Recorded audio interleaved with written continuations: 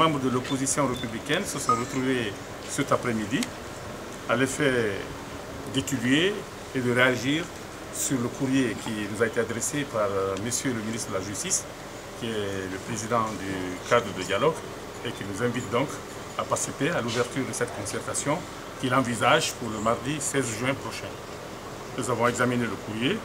S'il est vrai que nous y avons trouvé une toute petite avancée concernant la participation de la communauté internationale qui est définitivement retenue pour participer à ce dialogue, mais nous constatons que nos principales préoccupations n'ont pas été répondues. Il y a beaucoup d'incertitudes dans les dispositions qui sont prises par le gouvernement pour assurer les conditions de réussite à ce dialogue.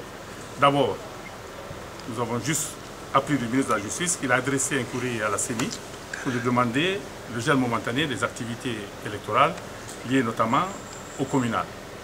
Nous avons vu annexer à sa lettre un courrier qu'il a adressé lui-même au président de la CENI à ce effet. Mais la CENI n'a pas encore réagi sur le sujet, donc nous ne pouvons pas préjuger de la réponse que le président de la CENI va donner à cette demande du ministre de la Justice.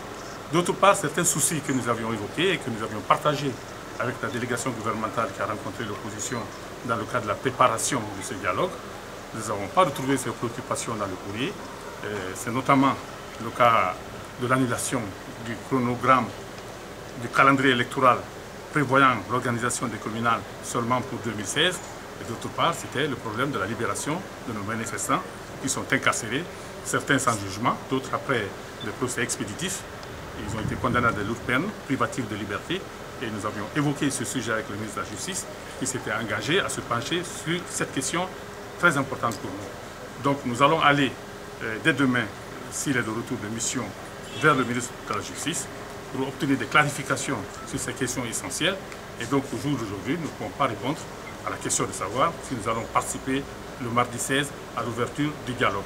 Nous pensons d'ailleurs qu'au vu de l'importance des sujets que nous devons discuter, nous ne croyons pas que cette dette puisse être confirmée. En tout cas, nous irons vers le ministre de la Justice et nous ferons en sorte que ces questions soient appropriées par le gouvernement pour qu'on leur trouve rapidement une solution afin que le dialogue puisse enfin débuter dans les meilleures conditions de succès. Je vous remercie. Merci.